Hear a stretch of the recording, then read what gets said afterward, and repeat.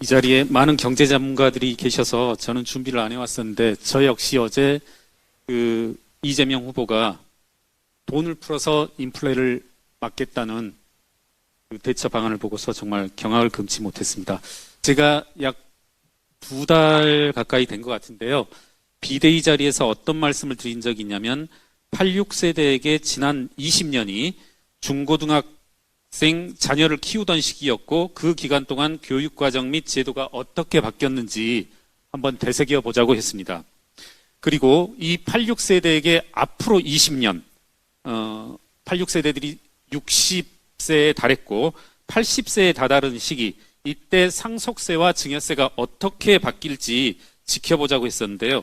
제가 민주당 후보님들의 재산 신고를 보면서 어떻게 사례 중심으로 상속세와 증여세를 줄여나갈 수 있는지 한번 여러분에게 유익한 정보를 제공해 보겠습니다.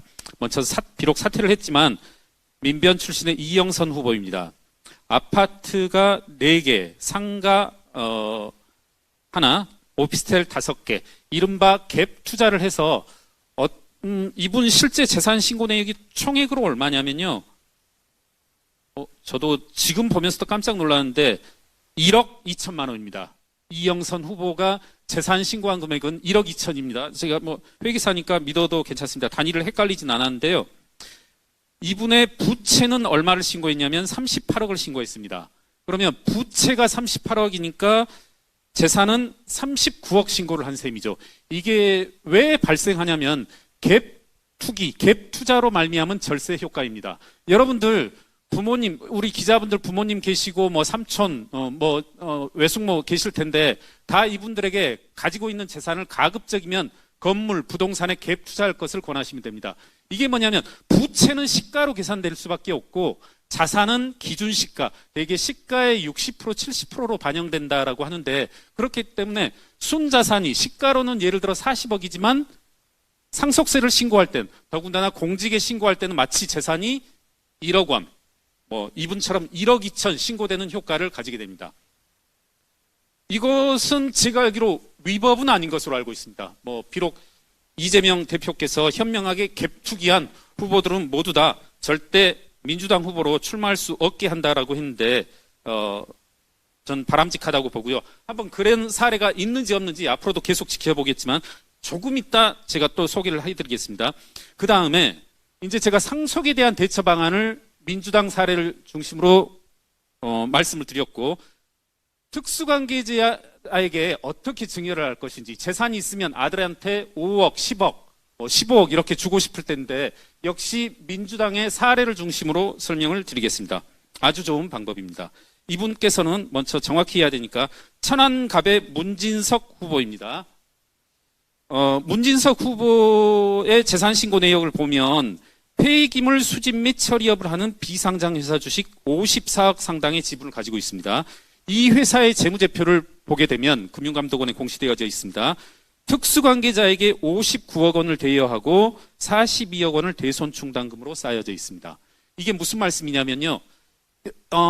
조금 법에 저촉은 있습니다. 우리나라 국세청이 그렇게 바보들은 아니니까 제가 거칠게 한번 얘기를 하면 제가 제 아들에게 한 10억을 주고 싶다 하면은 아들에게 먼저 회사를 만들게 합니다. 그 다음에 그 회사의 아들이 아니고 회사의 법인에 10억을 대여하고 야, 좀 너 사업을 위해서 좀 써라.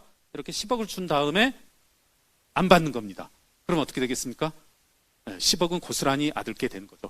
물론 국세청에 이것에 배리어라고 해야 될까? 여러 가지 이제 안전장치가 있긴 합니다만은 그런 수법으로 사료가 됩니다. 네. 이렇게 받고, 다시 본격적으로 본문으로 들어갑니다. 이재명 후보가 갭 투기한 사람은 민주당 후보로 출마를 할 수 없다라고 했는데요. 몇 가지 사례를 제가 어제 다 본 건 압니다. 300명을 제가 다 볼 수는 없으니까 어제 한 10명 남짓 봤는데 그중에 몇 명 소개해드리겠습니다. 부천을의 김기표 후보입니다. 불과 몇 년 전에 문재인 정부 반부패 비서관으로 근무하다가 임명되었다가 불과 몇 개월 만에 자진 사퇴한 원인이 갭 투기였습니다. 재산 신고 내역을 보게 되면 거의 해소되지 않았습니다. 여전히 강서구 마곡동 상가 두 채 65억 원어치를 가지고 있고 그에 따른 부채가 57억 원입니다. 이거 갭 투기입니까? 아닙니까? 이재명 대표는 답변해 주십시오. 정말 그리고 어제 저도 많이 바쁜 때라 이렇게 스캐닝만 했습니다. 쭉쭉 봤는데 청주 상당의 이강일 후보 상가 5채 보유하고 있습니다. 앞서 말씀드린 천안갑의 문진석 배우자와 더불어 상가 4채 보유하고 있습니다. 이분들 갭 투자입니까? 아닙니까? 네, 제가 15명 정도 봤는데 이 정도입니다. 그리고 마지막으로 하나 많은 후보분들이 관심을 가져주셨는데요. 용인갑의 이상식 후보, 이분은 꼭 좀 말씀드리고 싶고 우리 기자분들도 많은 취재를 요청드립니다. 이분은 후보 사퇴로 끝날 일은 아닌 것 같습니다. 제가 파악한 것 중에 명백한 하드팩트만 말씀드리겠습니다. 3월 20일 이상식 후보는 보도자료를 배포하였었는데 그중에 화랑을 경영하는 이상식 후보의 배우자가 이런 표현이 있는데 재산신고 내역을 보게 되면 이분 지담 갤러리로 알려져 있거든요. 지금 배우자가 운영하는 갤러리가 주식회사 지담 갤러리인데 재산신고 내역에 주식 보유 현황이 없습니다. 이게 어떻게 된 걸까요? 저의 의문입니다. 이건 뭐 제가 어떤 확답을 가지고 말씀드리는 게 아니라 혹시라도 지담 갤러리가 개인 회사인가 하고 재산신고 내역에 임차보증금 등을 봤더니 없습니다. 저의 의문점입니다. 자, 이분 21대 때 대구경실련의 발표에 의하면 재산이 28억 원이었고 그중에 배우자분이 10억 원이었습니다. 엊그저께 신고한 재산신고 내역이 따르면 50억 정도가 늘어났습니다. 재산이 74억 원이고 배우자께서 59억 원 보유하고 있습니다. 배우자 재산이 약 50억 원이 증가한 거죠. 배우자분 재산이 5년 동안 50억 원이 증가했는데 5년 동안 납세 실적을 보면 얼마냐면 1,800만 원입니다. 이게 어떻게 설명될까요? 저희 의문점입니다. 재산이 50억 늘어났는데 납세 실적이 1,800만 원입니다. 네, 제가 계속 좀 검토를 하고 있고요.